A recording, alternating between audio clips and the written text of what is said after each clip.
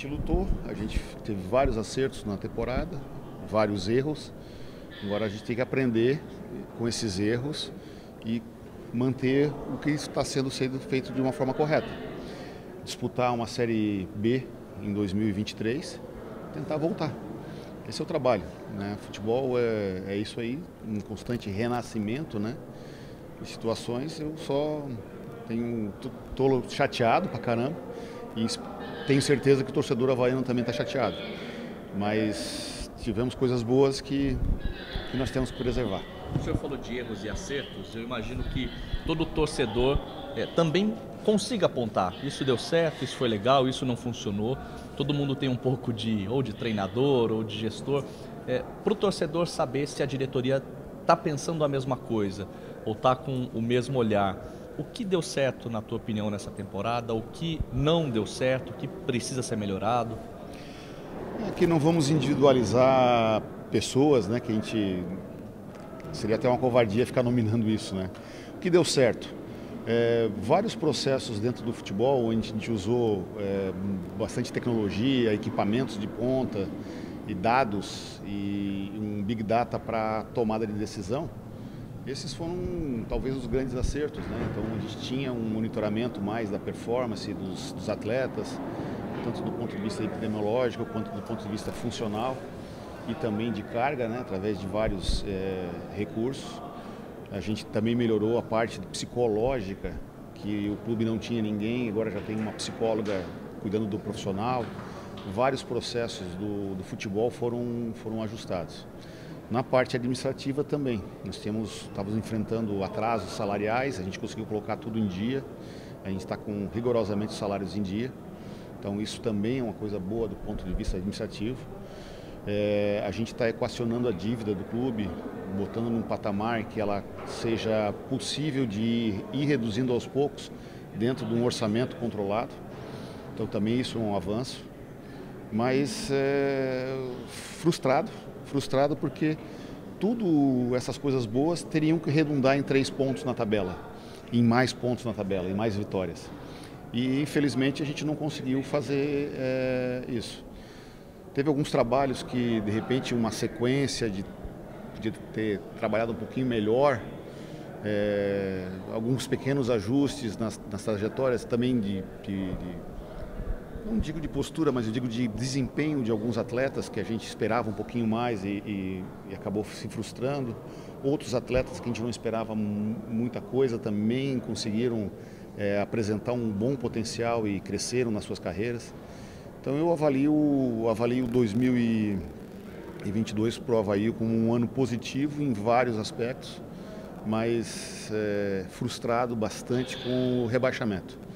Mas essa frustração ela vai se tornar logo em força para trabalhar duro, trabalhar dobrado, trabalhar com mais inteligência, usando os recursos de tecnologia e informação, para que a gente consiga melhorar o nível do clube, como clube de futebol, e tentar voltar à primeira divisão. Nós temos um ano importante em 23, que é o ano do centenário do Avaí.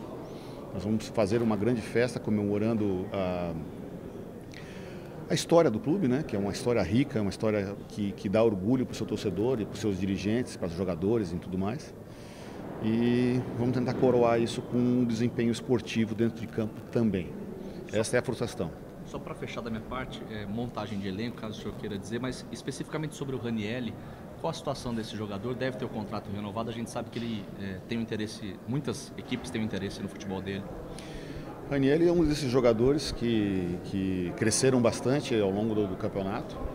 O Avaí tem um contrato com ele e no contrato prevê que o Avaí pode adquirir o Ranieri e esse prazo não venceu ainda, a gente vai decidir. E já comunicamos a Jacuipense, que é o clube que detém os direitos econômicos dele, que o Avaí está interessado na permanência dele. Mas, como ele é um jogador, e um jogador que está bem valorizado e está no mercado, a gente está aberto a ouvir propostas, ouvir alguma oferta em cima da saída ou não dele. Mas isso vai depender do quanto que o Avaí vai auferir financeiramente.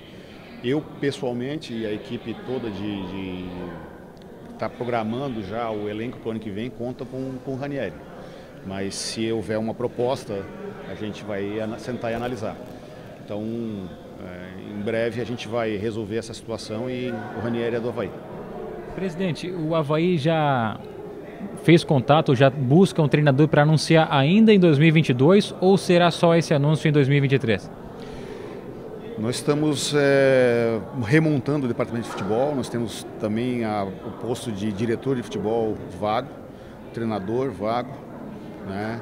E possivelmente outros membros da comissão podem também se juntar, né? Eu e o Bruno já fizemos entrevista com vários potenciais diretores e também estamos avaliando a questão dos técnicos. Se possível, eu gostaria de anunciar ainda início dessa semana. Mas muitas vezes a negociação não passa só por mim, tem a outra parte que também tem que concordar. Então, a minha expectativa é que segunda, terça, no máximo, quarta-feira, eu já anuncie o novo treinador para 2023. Isso, hoje é sábado, né? Segunda-feira, terça ou quarta, da semana que vem. Diretor e treinador? Eu quero fazer os dois, mas as negociações têm que avançar. E tem que estar dentro do orçamento do clube. Presidente do Avaí, com explicações, o técnico Marquinhos Santos, auxiliar mais técnico, comandando a equipe também à beira do gramado. Marquinhos, aconteceu o rebaixamento matematicamente, né, mas não foi por conta do jogo de hoje. Queria que primeiro falasse sobre o rendimento do time e até naquilo que tu já tinha anunciado na coletiva passada, que era do Avaí observar novos jogadores, ver o que pode ser aproveitado lá para 2023 e desses jovens jogadores que foram avaliados hoje. Queria que tu também passasse o que tu analisou do jogo, o rendimento deles para a próxima temporada. Primeiro a gente tá feliz pelo jogo, pelo que os meninos mostraram, pelos jogadores que não vinham atuando demonstraram, né? E triste pela situação que hoje, matematicamente, né, a gente está na segunda divisão, mas não foi o jogo de hoje que nos colocou, nem os últimos jogos, né? A gente já vem numa sequência ruim há muito tempo, mas acho que a gente tem que enaltecer no jogo de hoje a postura desses caras. A gente tomou um gol no início do jogo, podia vir aquele peso na consciência, né, o desequilíbrio emocional, mas eles se mantiveram bem postado. A gente formatou um time hoje mais diferente, com o Losango por dentro, e isso a gente teve sempre linha de passe, com dois zagueiros, principalmente o Lipe, que para mim foi o melhor jogador disparado do jogo, achando passe. Ele tem um passe de meia, ele sempre foi meia na base, né? E tem essa qualidade dele, além de outras, mas essa qualidade chama muito a atenção por um menino novo como ele é, arriscar tanto passe por dentro e achar tantas vezes o nosso volante, ou então até o próprio meia, numa linha mais na frente, que pudesse já iniciar a jogada. Então, os jogadores foram bem, Vitinho foi super bem, jogando ali às vezes de 9, às vezes vindo flutuar também como um 10 na ponta do Losango, né? Então, cara, eu fico contente porque eles foram jogados num jogo difícil, né? Um jogo praticamente casa cheia, e saíram desse jogo aí com uma moral mais elevada, com uma confiança um pouco maior. É claro que, como eu falei, é triste pela nossa situação, mas nenhum desses meninos aí que entraram hoje, né, são culpados. Eu acho que aqui, quando perde, a gente tem que botar a cara na frente. Né, os jogadores mais experientes assumiram isso e a gente fica contente porque os caras que hoje entraram mostraram que tem condições, alguns de permanecer aqui e outros de permanecer aqui e futuramente voar para grandes clubes do futebol brasileiro. Marquinhos, quem viu o jogo hoje se pergunta, né, por que o Lipe não foi aproveitado antes nesse time do Avaí, que estava usando o Ranieri na zaga, por exemplo, e o Ranieri rendendo tão bem no meio de campo. Queria que falasse sobre o aproveitamento desse atleta, por que não aconteceu até anteriormente. Eu vou falar pela minha situação, né? Eu sempre gostei do Lipe, né? Desde 2019, quando ele foi treinar conosco em Águas Mornas, né? Eu já vi esse menino com o Valentim, ele foi treinar e aproveitamento dele eu posso falar por mim. Aproveitei ele e a demora de botar ele aí vocês têm que perguntar para os treinadores que estavam lá, né? Então, a partir do momento que eu fui o treinador, optei em botá-lo. Teve alguns jogos, tem 2 jogos que a gente não colocou ele, mas estava preparando o menino tá com a cabeça boa, tinha outros jogadores também na frente dele, tudo no momento certo, cara. E como eu te falei, eu assumi com carta branca do presidente e para botar quem eu quero. Então é isso que eu vou fazer e o Lipe hoje é o meu titular. Ô Marquinhos, difícil falar de fatores positivos numa campanha tão ruim como a do Avaí, o time que mais perdeu, 21 derrotas, em especial no dia desse rebaixamento matematicamente confirmado. Mas já projetando a próxima temporada, o Lipe foi muito elogiado por ti, acho que com razão, né? Também foi muito elogiado na nossa transmissão, mas outros garotos foram relacionados, tiveram minutos. Você acha que passa por aí também, o Avaí valorizar essa molecada da base, pensando já na próxima temporada? Eu acho que isso aí é o futuro dos clubes, né? Não é só do Avaí, mas principalmente de clubes emergentes como o Avaí, que precisa de vender jogadores também por não ter uma arrecadação perante a televisão muito alta, né? E agora na Série B diminui muito. Então isso é o futuro de clubes igual o Avaí, vender jogadores. A gente já teve uma venda no ano que foi o Arthur, que era um baita no zagueiro, que era o parceiro de zaga do Lipe nas categorias de base, né? Eu acredito que a gente tem que dar chance. Eu vou dar chance, cara. Como tu falou, não tem mais nada que perder. Vou dar chance para eles. É claro que todo mundo que entrar vai ter que também agarrar essa chance, né? Não basta só eu querer e eles entrarem e não corresponderem. Eu acho que hoje os meninos que entraram também, o Filipinho e o Gaspar, foram bem, cumpriram aquilo que a gente programou para eles, fechar bastante o corredor e ser ousado, ir para cima. Eu falei, pode ir lá brincar como vocês eram crianças, ir para cima, driblar. Se acontecer alguma coisa de errado, eu tô aqui. Se eu defendo o cara que mais experiente, cara que não tem esse DNA havaiano, imagina esses meninos que eu trato como filho, né? Que eu já tive a idade deles e sei da dificuldade que é e a alegria que é de poder entrar num jogo desse contra o Santos e com casa cheia e poder jogar. E os dois meninos tiveram ainda a oportunidade de poder fazer o gol. O Filipinho, a hora que entrou, a bola sobrou para ele errou o chute. Então a gente fica contente que os meninos entraram, não sentiram a pressão, mas o normal do Avaí é dar chance para as meninas. A gente tem uns meninos com muito futuro aí. E até, como eu falei, para o caixa do clube, ele é muito importante para poder dar um respiro, porque a gente sabe que o projeto ele vai continuar. O Avaí não vai acabar, o mundo não vai acabar. O Avaí, como eu já falei na outra entrevista, vai continuar o crescimento que está tendo internamente. Claro que dentro do campo as coisas têm que melhorar também, para uma coisa vir junto com a outra, mas saio daqui bastante contente com esses meninos que entraram, que jogaram e corresponderam muito bem. Só para fechar da minha parte, é sempre ruim individualizar, mas eu queria citar alguns nomes até para continuar falando sobre aproveitamento da molecada da base. O Avaí apostou em nomes muito cascudos, né, de jogadores renomados e que hoje, por exemplo, nem foram relacionados, ainda que o Guerreiro não tenha sido relacionado por uma questão física, clínica, médica, mas o próprio Jean-Pierre não foi. O fato de o Avaí ter apostado em caras de renome e não ter tido o resultado esperado, dá ainda mais força para que esses jovens atletas ganhem minutos?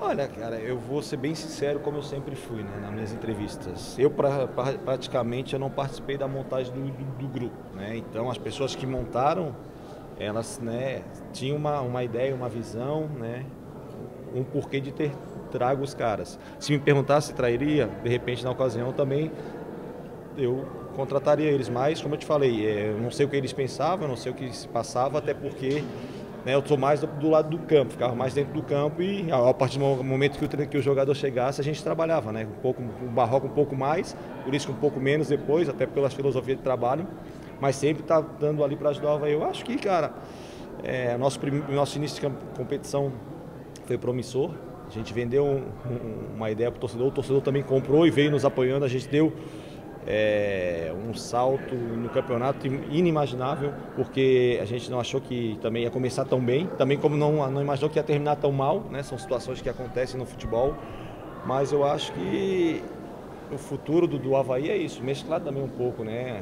Ano passado a gente subiu com uma equipe também um pouco mais experiente, a gente conseguiu subir para a Série A.